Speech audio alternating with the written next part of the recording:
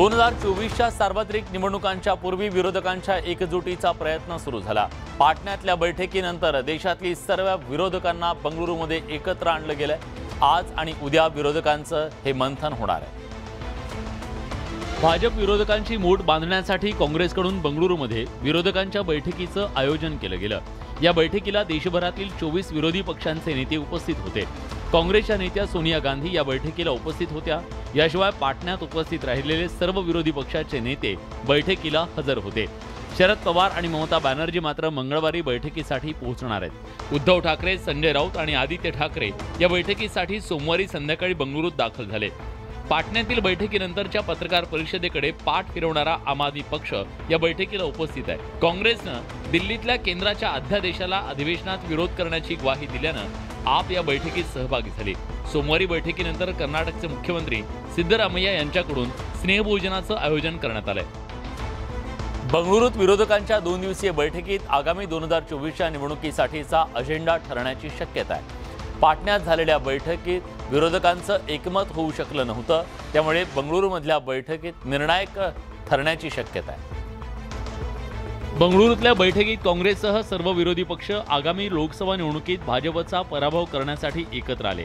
या 2 दिवसीय बैठकीत लोकसभा निवडणुकीची रणनीती आखण्यावर चर्चा होणार आहे। लोकसभा निवडणुकांसाठी किमान समान कार्यक्रम ठरवणं, देशातील 450 जागांवर एकाच एक उमेदवार देण्याबाबत चर्चा, जागा वाटपाबाबत राज्यनिहाय चर्चा, विरोधकांच्या नव्या आघाडीला नाव देणं, ईव्हीएमवर चर्चा, निवडणूक आयोगाकडे सुधारणा सुचवणं, विविध विषयांसाठी समिती उपसमिती स्थापनेबाबत चर्चा करणं, आगामी लोकसभेसाठी प्रचाराचे मुद्दे ठरवणं, मोदींविरोधात एकसंध नेतृत्वाची चर्चा करणं यासह विविध मुद्द्यांवर विरोधकांच्या बैठकीत चर्चा होणार असल्याची माहिती मिळते।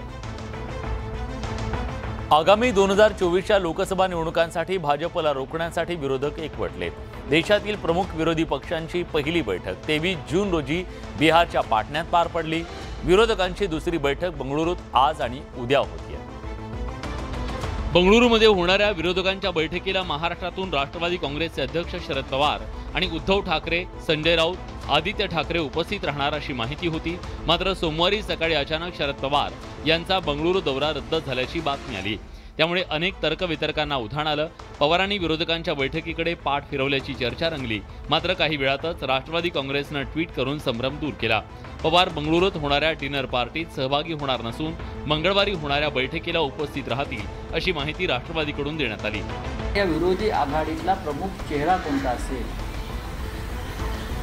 तर हे सगळे जरी असले तरी माननीय शरद पवार साहेब सगळ्यात ज्येष्ठ नेते। आज तसा विशेष कामाचा अजेंडा दिसत नाही। उद्या सकाळी 10:30 वाजता ते बंगळुरूला पोहोचतात। राष्ट्रवादी काँग्रेसमध्ये अजित पवार यांच्या बंडखोरीनं राज्याचं राजकारण तापलं। अशातच पवारांनी सोमवारी बंगळुरूत न जाता मुंबईत थांबण्याचा निर्णय घेतल्यानं अनेकांच्या भुवया उंचावल्या। एकीकडे राष्ट्रीय स्तरावर भाजप विरोधात विरोधकांची मूठ बांधण्याचा प्रयत्न केला जातोय, त्याचवेळी भाजपनं एनडीएतल्या घटक पक्षांची बैठक बोलावली आहे। उद्या नवी दिल्लीत ही बैठक होणार आहे। या बैठकीतून एनडीएतल्या घटक पक्षांना भाजपनं साथ घातली आहे। 2024 मध्ये होणाऱ्या लोकसभा निवडणुकीसाठी सर्वच राजकीय पक्षांनी मोर्चे बांधणी सुरू केली आहे। भाजपला पराभूत करण्यासाठी राष्ट्रीय पातळीवर विरोधक एकत्र येण्याचा प्रयत्न करत आहेत। या दृष्टीने बंगळुरूत आज आणि उद्या विरोधकांची बैठक होतीये, तर भाजपनं देखील एनडीएच्या घटक पक्षांची महत्त्वाची बैठक मंगळवारी दिल्लीत बोलावली आहे। या बैठकीला एनडीएतल्या सर्व घटक पक्षांना निमंत्रित करण्यात आलंय। शिवसेनेकडून मुख्यमंत्री एकनाथ शिंदे या बैठकीला उपस्थित राहणार आहेत। विशेष म्हणजे एनडीएमध्ये नव्यानं सामील झालेल्या पक्षांना देखील आमंत्रण पाठवण्यात आलंय। या बैठकीसाठी अजित पवार आणि प्रफुल्ल पटेल जाणार आहेत। कुल मिलाकर के अभी तक 38 हमारे पार्टनर्स जो हमारे एनडीए के पार्टनर्स हैं उनकी कन्फर्मेशन आ चुकी है। गेल्या लोकसभा निवडणुकीत भाजपला एनडीएच्या अनेक घटक पक्षांची साथ होती, मात्र त्यानंतर अनेक घटक पक्षांनी एनडीएला सोडचिठ्ठी दिली। या पार्श्वभूमीवर पुन्हा एकदा एनडीएच्या घटक पक्षांना साथ घालण्याचा भाजपचा प्रयत्न आहे। गेल्या 2 आठवड्यांपासून राज्यात राष्ट्रवादी काँग्रेसमधल्या राजकीय भूकंपाची जोरदार चर्चा आहे। या भूकंपानंतर दोन्ही गटात आरोप प्रत्यारोप झाले। मात्र 2 आठवड्यानंतर आता शरद पवारांच्या मनधरणीचे प्रयत्न सुरू झाले। उपमुख्यमंत्री अजित पवार आणि त्यांच्यासह शपथ घेतलेल्या मंत्र्यांनी पावसाळी अधिवेशनाच्या पूर्वसंध्येला शरद पवारांची वाय.बी. चव्हाण सेंटर इथं भेट घेतली। या भेटीनंतर पवार काका पुतण्यामध्ये मनोमिलनाचे प्रयत्न सुरू झाल्याच्या चर्चा रंगल्या। या भेटीवरून राजकीय दुराळा उडतो न उडतो तोच सोमवारी दुपारी पुन्हा एकदा अजित पवार आपल्या समर्थक आमदारांसह वाय.बी. चव्हाण सेंटरला पोहोचले। त्यानंतर दुपारी 2च्या सुमारास शरद पवार वाय.बी. चव्हाण सेंटरला पोहोचले। यानंतर शरद पवार आणि अजित पवार गटाची सुमारे तासभर बैठक पार पडली। आम्ही पक्ष एक संघ राहावा या दिशेने पवार साहेबांनी विचार करावा। तीच लोक पुन्हा येऊन शरद पवार साहेबांना भेटत असतील तर त्यातून शरद पवार साहेबांच्या भूमिकेवर प्रश्नचिन्ह निर्माण करण्याचं कोणतेही कारण नाही। पहाटेच्या शपथविधीनंतर अजित पवार अवघ्या 80 तासात राजीनामा देऊन स्वगृही परतले। या पार्श्वभूमीवर रविवारच्या भेटीचे अर्थ काढले जात असताना सोमवारी पुन्हा एकदा भेट झाल्यानं चर्चांना उधाण आलंय। अजित पवारांसह राष्ट्रवादीच्या मंत्र्यांनी शरद पवार यांची भेट घेतल्यानं राज्याच्या राजकारणात विविध चर्चांना उधाण आलंय। या भेटीवर ठाकरे गटाचे खासदार संजय राऊत यांनी जोरदार हल्लाबोल केलाय। पवारांचा पाठिंबा नसल्यास जनता नाकारेल ही भीती असल्यानं अजित पवार गटाची धडपड सुरू असल्याचं राऊत म्हणाले। उपमुख्यमंत्री अजित पवार यांनी त्यांच्या 9 मंत्र्यांसह ज्येष्ठ नेते शरद पवार यांची वाय.बी. चव्हाण सेंटरला जाऊन रविवारी भेट घेतली। त्यामुळे तुम्ही भाजपसोबत चला असा आग्रह संबंधित नेत्यांनी शरद पवारांकडे धरला। पवारांनी संबंधितांचा प्रस्ताव ऐकून घेऊन काहीच प्रतिक्रिया दिली नाही। मात्र यावरून संजय राऊतांनी अजित पवार गटावर जोरदार हल्लाबोल केला। आम्ही त्या ठिकाणी आजचे दरवाजे बंद केले आहेत, बाहेरच्या बाहेर पाठवले, गेट लॉस नाही। पण त्यांचा स्वभाव थोडा वेगळा आहे, त्या पक्षाचं चरित्र वेगळं आहे। शरद पवार आपल्या पाठीशी नसतील तर जनता निवडणुकीत नाकारेल अशी भीती अजित पवार गटाच्या आमदारांमध्ये असल्याचं राऊत यांनी म्हटलंय। माझ्या माहितीप्रमाणे ते कोणतीही अपॉइंटमेंट न घेता खुश, ही भीती आहे त्यांच्याला की आपला आमदार क्या जातील। राष्ट्रवादी काँग्रेसनं त्यांचा विरोध आणि त्यांच्या भूमिका प्रखर कृतीतून दाखवून देण्याची गरज असल्याचं संजय राऊतांनी म्हटलंय। दरम्यान अजित पवार गटानं घेतलेल्या शरद पवारांच्या भेटीवरून सुरू असलेलं राजकीय कवित्व कायम आहे। विधिमंडळ पावसाळी अधिवेशनाला आजपासून सुरुवात झाली। अधिवेशनाला सुरुवात होताच राजकीय घडामोडींना वेग आलाय। विधान परिषदेत पहिल्या दिवशी उपसभापती नीलम गोरे यांच्या विरोधात ठाकरे गटानं खेळी खेळली आहे। उपसभापती नीलम गोरे यांनी अलीकडेच उद्धव ठाकरेंची साथ सोडत मुख्यमंत्री एकनाथ शिंदेंच्या शिवसेनेत प्रवेश केला। त्यामुळे विधान परिषदेच्या सभागृहात पहिल्या दिवशी सत्ताधारी विरोधक यांच्यात जुंपल्याचं पाहायला मिळालं। नीलम गोरे यांच्यासह मनीषा कायंदे, विप्लव बाजोरिया यांच्या विरोधात ठाकरे गटानं अपात्रतेची नोटीस विधिमंडळ सचिवांना दिली। नीलम गोरे यांना नैतिकदृष्ट्या उपसभापती पदावर बसण्याचा अधिकार नसल्याचा दावा ठाकरे गटानं केला। नीलमताई गोरे यांच्यावर डिस्क्वालिफिकेशनची नोटीस आजच दिलेली आहे। त्यांच्यासोबत अन्य 2 सदस्यावर या पदावरती ज्या वेळेला अविश्वास दाखवला जातो त्याला त्यावेळेला त्या खुर्चीवरती बसण्याचा अधिकार नाही। हा नैतिक अधिकार देखील नाही आणि कायदेशीर देखील अधिकार नाही। उपसभापती नीलम गोरे यांना बजावण्यात आलेल्या अपात्रता नोटीसी संदर्भात मवियाच्या शिष्टमंडळानं राजभवनावर राज्यपालांची भेट घेतली। महाविकास आघाडीनं विधान परिषदेच्या उपसभापती डॉक्टर नीलम गोरेंविरोधात आवाज उठवल्यानंतर सत्ताधाऱ्यांनी ठाकरे गटाच्या विरोधी पक्षनेते पदावर निशाणा साधला। ठाकरे गटानं संख्याबळ कमी असल्यानं अंबादास दानवेंना पदावर राहण्याचा नैतिक अधिकार नसल्याचा आरोप भाजपनं केलाय। त्यामुळे अधिवेशनाच्या पहिल्या दिवशी हटवा-हटवीची स्पर्धा रंगल्याचं पाहायला मिळालं। अधिवेशनाच्या पहिल्या दिवशी विधान परिषदेत उपसभापती डॉक्टर नीलम गोरेंवर आक्षेप घेत त्यांना पदावरून हटवण्याची मागणी केली। पण विरोधकांच्या या हल्ल्यावर भाजपनं ठाकरे गटाच्या विरोधी पक्षनेते पदावर आक्षेप घेत पलटवार केला। ठाकरे गटाकडे पुरेसं संख्याबळ नसल्याचा आरोप प्रवीण दरेकरांनी केला। त्यामुळे अंबादास दानवेंनी विरोधी पक्षनेते पदावर राहण्याचा नैतिक अधिकार नसल्याचा टोला दरेकरांनी लगावला। मला वाटतं अंबादास दानवे यांनाच त्या ठिकाणी विरोधी पक्ष नेते पदावर राहण्याचा नैतिक अधिकार नाही आहे, कारण त्यांचं त्या ठिकाणी बहुमत नाही आहे। विधान परिषदेतल्या सध्याच्या संख्याबळानुसार विधान परिषदेतही काँग्रेसची संख्या जास्त होते। या पार्श्वभूमीवर सध्याचे विधान परिषदेचे विरोधी पक्षनेते अंबादास दानवेंनी मात्र बोलणं टाळलं। एकंदरीतच अधिवेशनाच्या पहिल्या दिवशी विरोधक आणि सत्ताधाऱ्यांमध्ये पदांवरून खेचाखेची रंगल्याचं दिसलं। आता याचे अधिवेशनाच्या पुढच्या दिवसांमध्ये काय पडसाद उमटतात हे पाहणं महत्त्वाचं आहे। 16 आमदार अपात्रते प्रकरणी विधानसभा अध्यक्षांनी बजावलेल्या नोटीसीला शिवसेनेच्या आमदारांनी उत्तर दिलंय। ठाकरे गटाच्या आमदारांनी मात्र या नोटीसीला उत्तर दिलं नसल्याची माहिती सूत्रांकडून मिळते। या आमदारांना सुनावणीसाठी बोलावलं जाणार असल्याची माहिती मिळते। राज्यातील सत्ता संघर्षावर सुप्रीम कोर्टानं गेल्या एप्रिल महिन्यात निकाल दिला। त्यानंतर 16 आमदारांच्या अपात्रतेबाबतचा निर्णय राज्याच्या विधानसभा अध्यक्षांकडे सोपवलाय। या संदर्भात विधानसभा अध्यक्षांनी शिवसेनेच्या 40 आमदारांना आणि ठाकरे गटाच्या 14 आमदारांना उत्तर देण्यासाठी नोटीस बजावली। या आमदारांना बजावण्यात आलेल्या नोटीसीवर उत्तर देण्याची मुदत संपली आहे। शिवसेनेच्या 40 आमदारांकडून विधिमंडळाच्या नोटीसीला उत्तर देण्यात आल्याची माहिती मिळते, तर शिवसेनेच्या ठाकरे गटाच्या एकाही आमदारानं उत्तर दिलं नसल्याचं सूत्रांकडून कळतंय। उत्तर न दिलेल्या आमदारांना सुनावणीसाठी बोलावण्यात येणार असल्याची माहिती समोर आली आहे। राष्ट्रवादी काँग्रेसमध्ये बंडखोरी करून अजित पवार आणि त्यांचे समर्थक आमदार सत्तेत सहभागी झाले। अजित पवार गटासाठी खाते वाटप, अजित पवारांना मिळालेलं अर्थखातं अशा अनेक मुद्द्यांवर राजकारण रंगलं। यावरून विधिमंडळाच्या पावसाळी अधिवेशनात खडाजंगी होण्याची शक्यता वर्तवली जात होती। पहिल्याच दिवशी विधानसभेचं कामकाज सुरू झाल्यानंतर पहिल्या मिनिटातच त्याचा प्रत्यय आला। सभागृहात कामकाज सुरू होताच विधानसभा अध्यक्षांनी मुख्यमंत्री एकनाथ शिंदे यांना नव्या मंत्र्यांचा परिचय करण्याचे निर्देश दिले। त्यानुसार मुख्यमंत्री एकनाथ शिंदेंनी जागेवर उभं राहत नव्या मंत्र्यांची माहिती सभागृहाला द्यायला सुरुवात केली। एकनाथ शिंदे यांनी पहिलंच नाव अजित पवार यांचं घेतल्यानं त्यावर विरोधी बाकावरून काहीतरी प्रतिक्रिया येणार असा अंदाज होता। मुख्यमंत्र्यांनी अजित पवारांची ओळख करून देतात राष्ट्रवादीच्या जयंत पाटील यांनी मिश्किल टोला लगावला। उपमुख्यमंत्री व वित्त व नियोजन मंत्री अजित अनंतराव पवार। जयंत पाटलांच्या वक्तव्यानंतर सभागृहात हास्याची लकेर उमटली, तशीच ती अजित पवारांच्या चेहऱ्यावर सुद्धा दिसून आली। त्यानंतर मुख्यमंत्र्यांनी अजित पवार गटातील इतर मंत्र्यांचा सभागृहाला परिचय करून दिला। महाविकास आघाडीची शिल्लक राहिलेली वज्रमूठ ढिली झाली आहे। पावसाळी अधिवेशनाच्या पहिल्या दिवशी विधान भवनाच्या पायऱ्यांवर विरोधकांनी आंदोलन केलं, मात्र राष्ट्रवादी काँग्रेसचा एक आमदार सुद्धा उपस्थित नसल्यानं विरोधकांच्या आंदोलनातली हवा निघाली।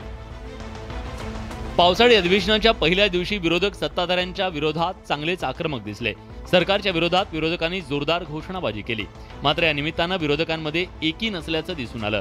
काँग्रेस आणि शिवसेना ठाकरे गटाचे आमदार आंदोलनात सहभागी झाले, मात्र राष्ट्रवादी काँग्रेसच्या शरद पवार गटाचा एकही आमदार सरकारच्या विरोधातल्या आंदोलनात सहभागी झाला नाही। यावर उत्तर देताना विरोधकांची चांगलीच तारांबळ उडाली।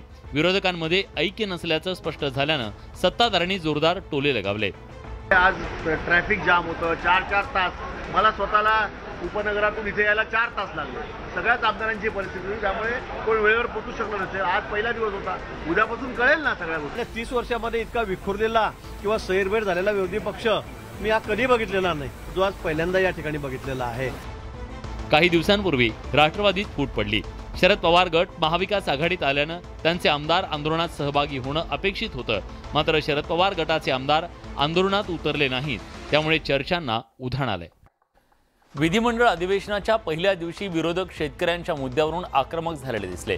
दुबार पेरणीचं संकट शेतकऱ्यांच्या पुढे उभं टाकल्याचा मुद्दा काँग्रेसचे नेते थोरातांनी उपस्थित केला। त्यासोबत आणखी एका शेतकऱ्याच्या मुद्द्याकडे थोरातांनी सरकारचं लक्ष वेधलं। राज्यात गेल्या काही दिवसांपासून बोगस बियाण्यांचा सुळसुळाट पाहायला मिळतोय। बोगस बियाणं आणि बोगस खतांची विक्री करून शेतकऱ्यांची फसवणूक झाल्याचा प्रकार समोर आला। हा मुद्दा काँग्रेसचे नेते बाळासाहेब थोरात यांनी विधानसभेत उपस्थित केला। यावेळी बोगस बियाणं आणि खत विक्री करणाऱ्यांना कडक शिक्षा करण्यासाठी सध्याच्या कायद्यात बदल करण्याचा निर्णय सरकारनं घेतल्याचं उपमुख्यमंत्री फडणवीस यांनी सांगितलं। खतांच्या बाबतीत बोगस बियाणं खतं हे मोठ्या प्रमाणावर बाजारमध्ये आलेले आहेत।